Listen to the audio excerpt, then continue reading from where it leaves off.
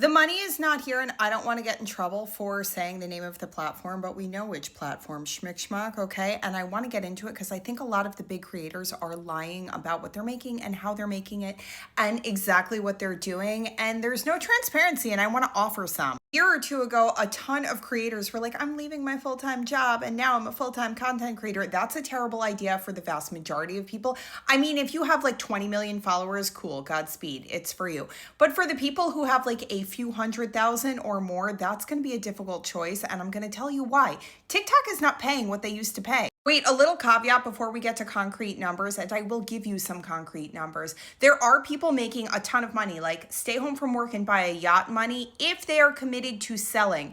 If you have just really good content, you want to serve the people with information, and you're not selling something, TikTok is going to be really hard to make money now. And that means TikTok Shop, undisclosed ads, all of that kind of stuff. So if TikTok is starting to feel a little bit like an ad network or QVC, you know why. To give you an idea, a year ago at this time, just from Creator Fund, not TikTok Shop, not any ads, nothing, just Creator Fund from making good content, I would get $2,000 to $3,000 per month. Now, a video with 17,000 views gets 81 cents. And a video with 113,000 views gets $3.64. Before you're like, oh, maybe the community is not big enough. Maybe it's the wrong mix of demographics, whatever. Maybe it's not what advertisers like.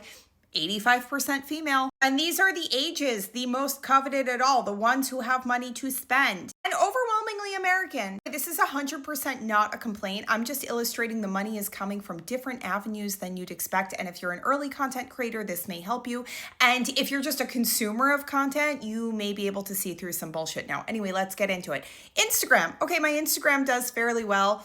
I'm happy with it. They don't pay. There's no money. The only money you're going to make is from sponsorship. By the way, the big brands want sponsorships on Instagram and not necessarily on TikTok. I can get into that in another video if you'd like, but I make my money doing sponsorships here. I almost never put anything like that on TikTok. YouTube, in my opinion, is where the good money is. You can say I have way less subscribers there, but the money is significantly better and you don't have to sell anything. You just tell people good information and the views alone pay much more. And you build a library of videos. You can post much longer content. And for me, I post just like tons more content. And anyway, you earn infinitely. Like if you post the video today and a year from now, it's still getting traffic, or 6 years from now, you're still getting paid. TikTok, you only get paid for the first 30 days, and that's kind of garbage. Obviously, I have hundreds of pieces, maybe more up on YouTube, and they're all earning small amounts. This is just the past 7 days, but it obviously adds up and it's meaningful. And I just opened this Facebook page about a month ago because from my understanding, just what I'm learning, if you are a content creator,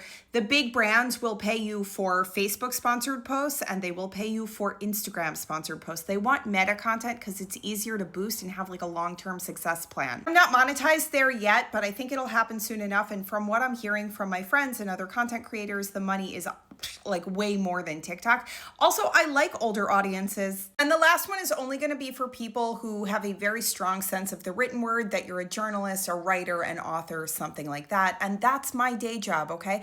I have been a journalist for over 20 years and I help big publishers make really smart decisions with the content that they're putting out. But anyway, Substack is also great for podcasters. It has a built-in podcasting system that is very easy and free for the creator to use. Mine is called Extra Good. It's extragood.substack.com, and it's everything that I think is extra good, no bullshit. And because I've grown a kind of loyal following there, I'm making about $1,000 a month. I'm being very transparent, no bullshit. There are creators doing over $1 million a year just from Substack, no other platform. Everyone's using this one differently. There are some people out there doing multiple newsletter blasts every single week. I would never do that. That's a little bit of overkill for me. I'm not into it. I do one newsletter a week and that's enough. I jam pack it with deep information. If people are taking the time to, number one, sign up for your newsletter, number two, clog their inbox with your content, and then number three, sit for several minutes digesting your content,